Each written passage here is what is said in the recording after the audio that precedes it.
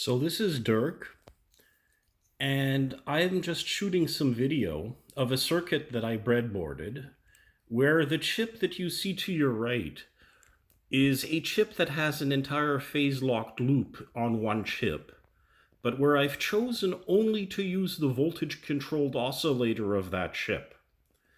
Whereas the chip on the left is a voltage follower that provides the milliamps that are necessary to drive the LED.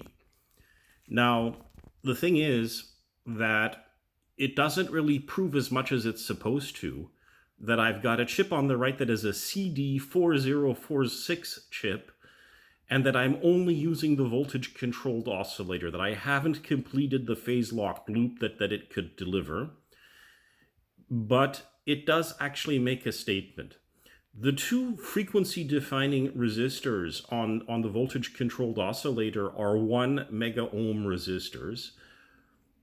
And the capacitor, that's also a frequency-defining capacitor, that's a 1 microfarad capacitor.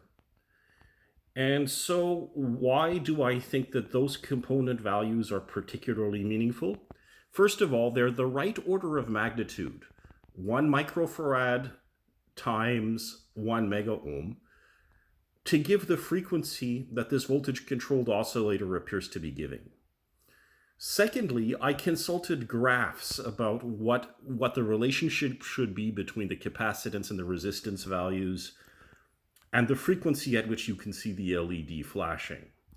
And finally, the third reason why this choice of component values is important has to do with the fact that the voltage-controlled oscillator is ultimately supposed to form part of a stable feedback loop. And in order for it to be part of a stable feedback loop, it has to deliver its target frequency somewhere in its range of available frequencies. So by making the two frequency-defining resistors equal at 1 mega ohm, I've chosen that the maximum frequency is only going to be twice as high as the minimum frequency. And I believe this operational amplifier that I was using, that's an LM741, I believe. A standard operational amplifier that's been around for many decades, that people have trusted for many decades. That's a robust component. But what I'm going to demonstrate is that as I change the position of the potentiometer, I can change the frequency with which the LED oscillates.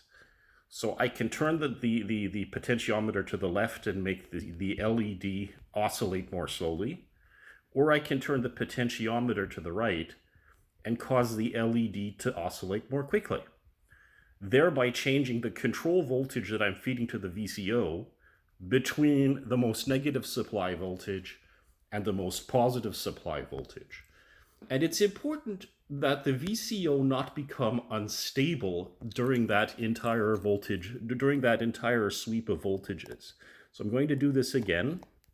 I'm going to turn the potentiometer to the left to reduce the frequency. I'm going to turn it to the right to increase the frequency. And at no point does the behavior of the voltage-controlled oscillator become unpredictable, because my two frequency-defining resistors have the same value, and because the maximum frequency at which the LED will oscillate is only twice as high as the minimum frequency. Thank you. That was about all to my lecture.